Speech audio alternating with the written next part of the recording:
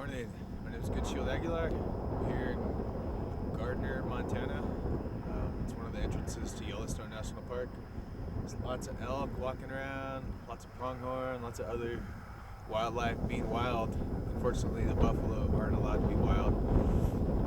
We've been here a little while. I was here yesterday watching the Department of Livestock getting ready.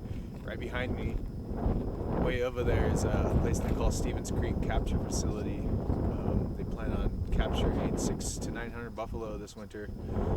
The quarantine program, as far as the tribal involvement goes, APHIS, the Animal Plant Health Inspection Service, will still be involved in this quarantine program.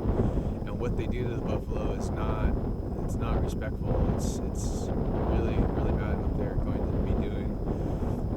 And if buffalo were allowed to come to tribal lands without the quarantine program, it would be one thing, but it's not.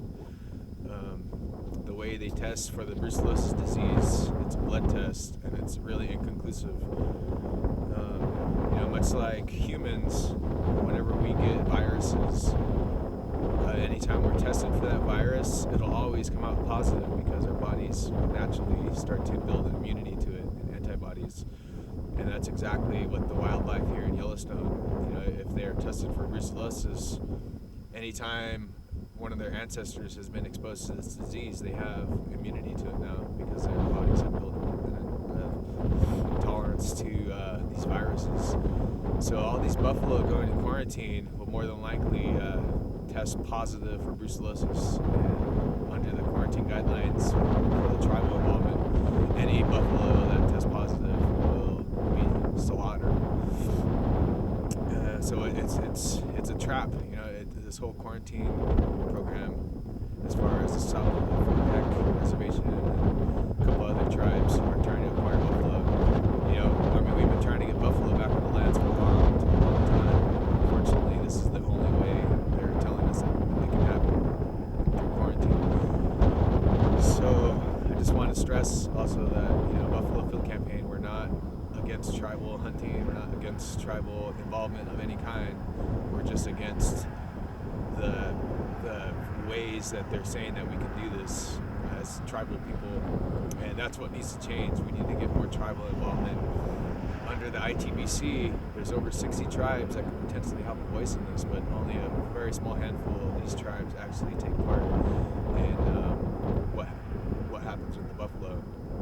So it's going to be my mission to try to get as much tribal involvement, tribal voices involved as possible, because that's what really needs to happen.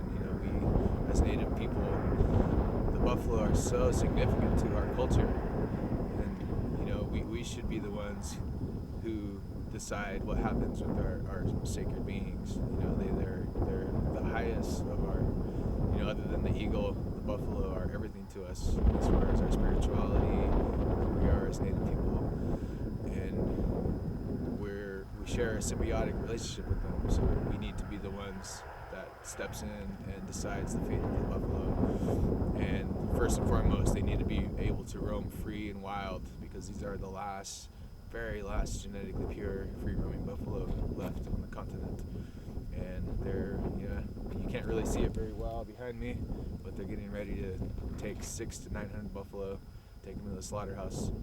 So please visit www.buffalofieldcampaign.org. Also go to YouTube, check out BFC Media, and check out the APHIS stuff, because it's really sick what they're doing. Animal Plant Health Inspection Service.